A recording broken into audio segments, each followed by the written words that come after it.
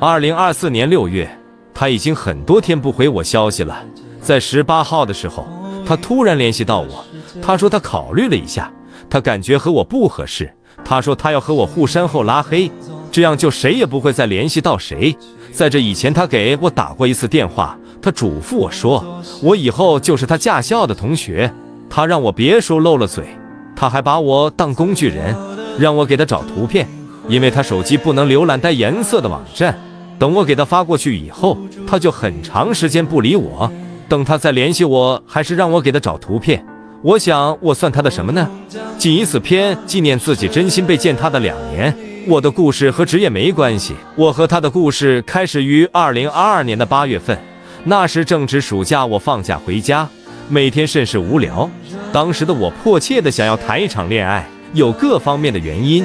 一是我没有玩得很好的朋友，其次就是我确实长得很普通，不怎么好看，我一直都存在一种自卑心理。再就是我确实也挺缺爱的，恋爱里我也非常的多疑。在现实生活中，我和异性几乎是零交流，我非常的害羞，这与我的家庭教育有关。我从小到大，我的爸爸妈妈都教导我不要与男生说话，要保持距离，所以导致我在异性面前过于害羞。我的内心是匮乏的，是荒凉孤寂的。我也很迫切的想要谈一场恋爱的，即使是一场网恋。于是在2022年的8月份，我登上了当时很火的一个聊天软件。就这样，在几天后，我遇见了他。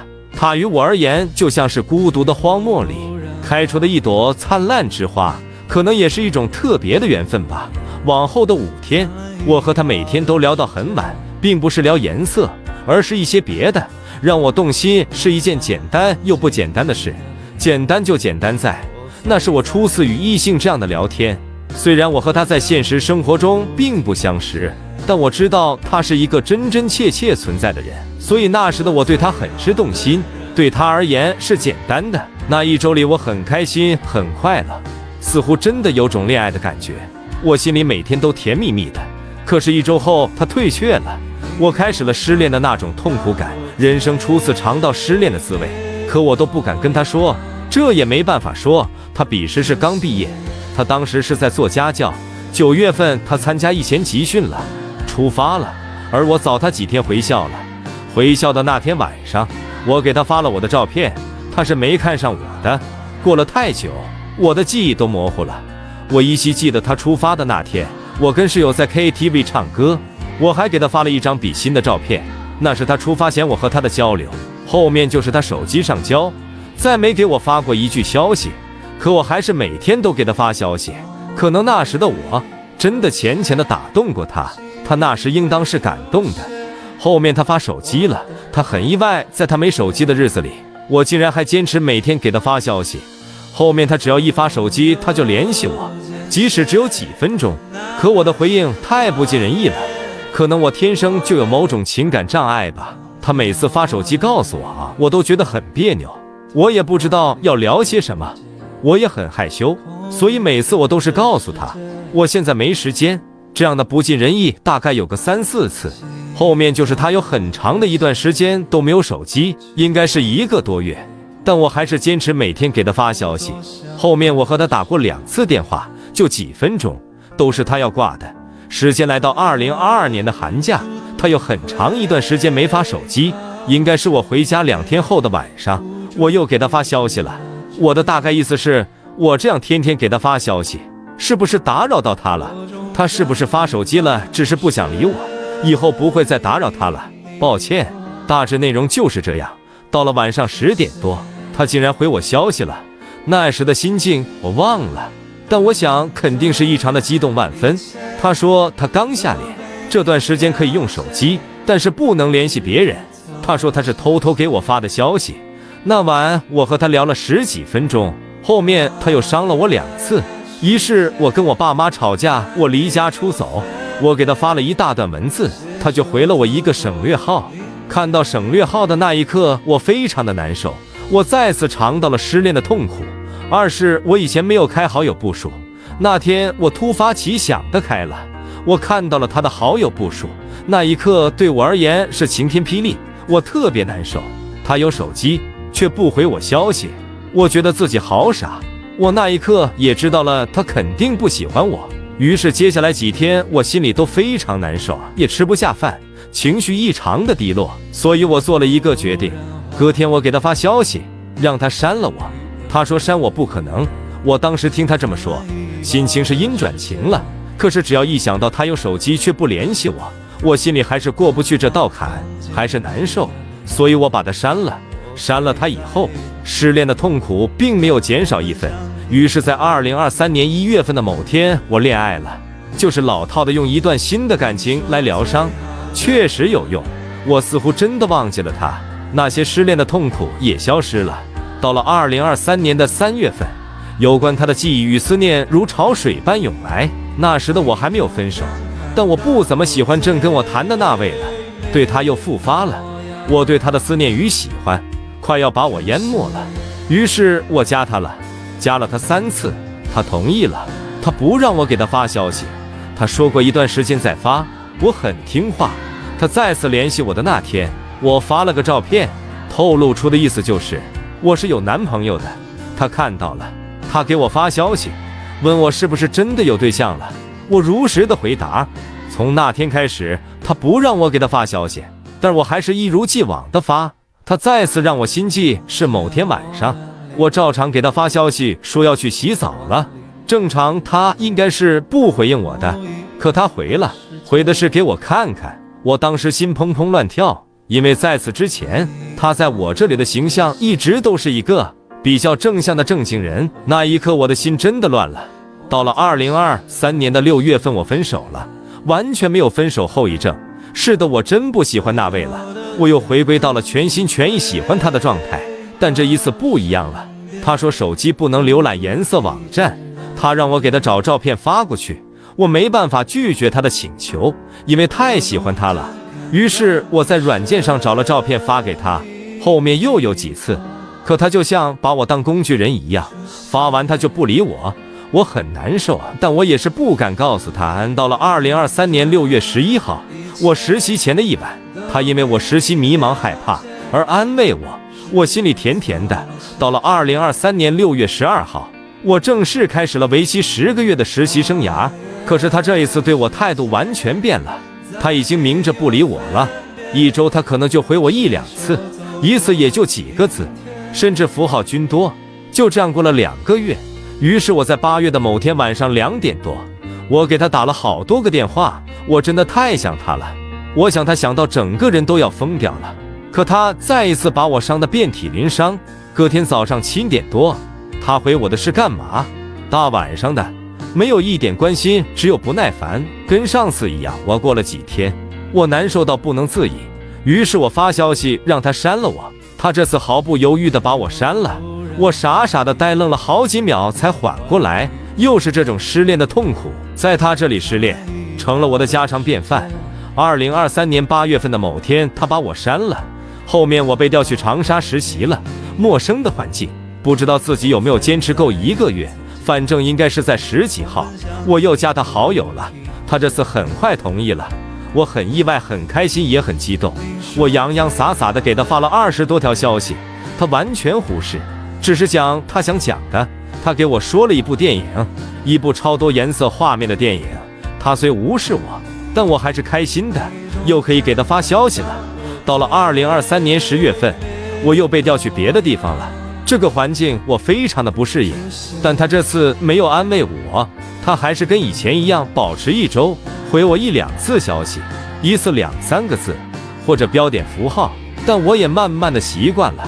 这个月他又让我帮他找照片，我自然无法拒绝。到了2023年10月28号是我的生日，我非常期待他能在生日当天祝我生日快乐。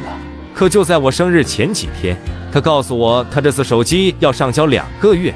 就这样，生日那天什么都有，独独没有他的生日祝福。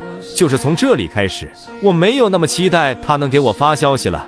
到了2023年的12月份，那天早上我很平常的打开手机，他给我发消息了，我还是很惊喜很开心的。他这次倒是多跟我聊了几句，不过还是跟以前一样3分钟热度，隔天就又跟以前一样完全无视我了。后面他给我打了1次电话，这次我和他聊了，应该是超过10分钟了。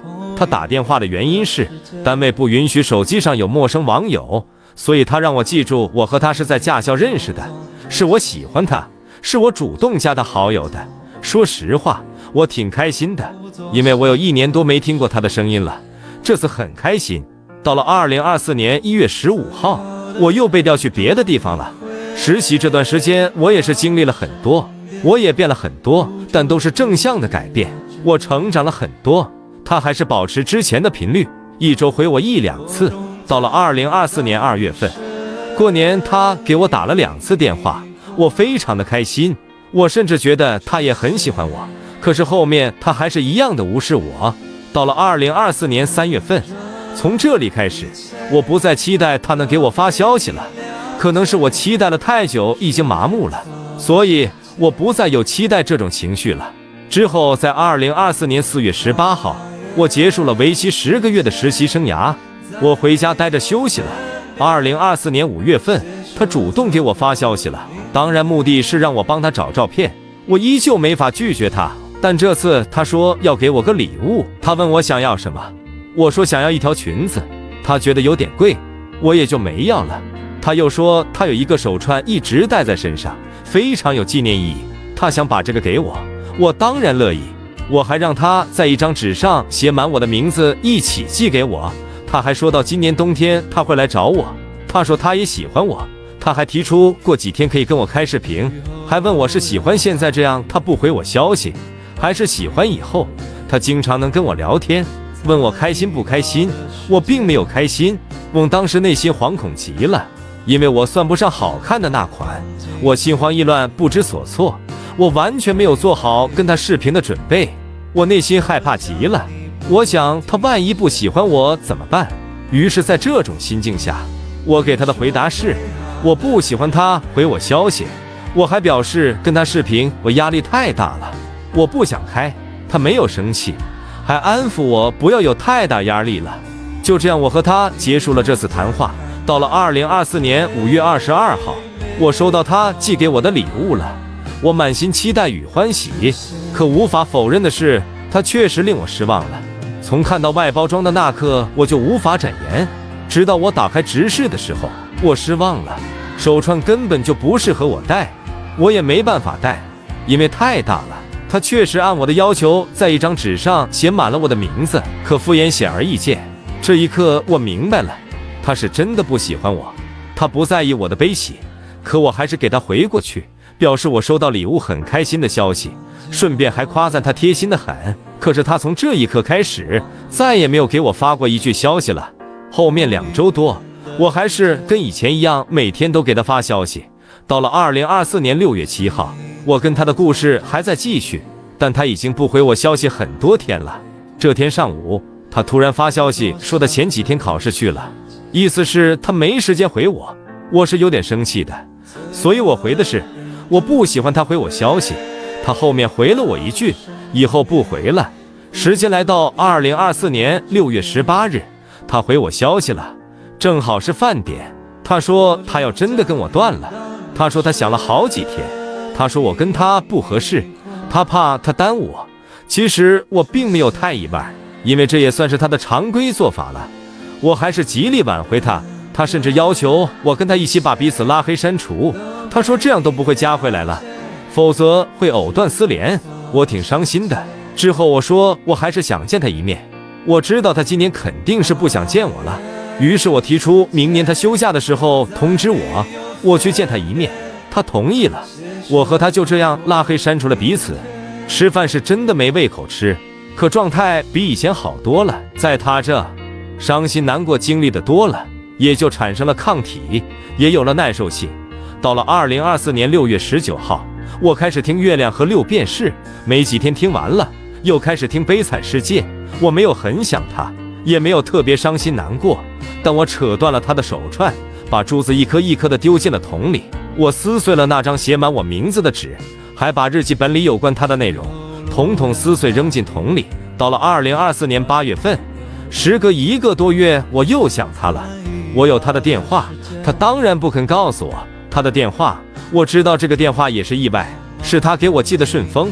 在程序那里可以看得见季芳的电话，于是我给他发了一长串的消息，他当然是不回我的，我也不敢打他的电话，我怕真的惹他心烦给我拉黑了。就这样，我不定时的给他发消息。到了2024年8月10号晚上9点多，我很想给他打电话，于是我按下了那个拨号键，可显示通话转接，根本无法导通。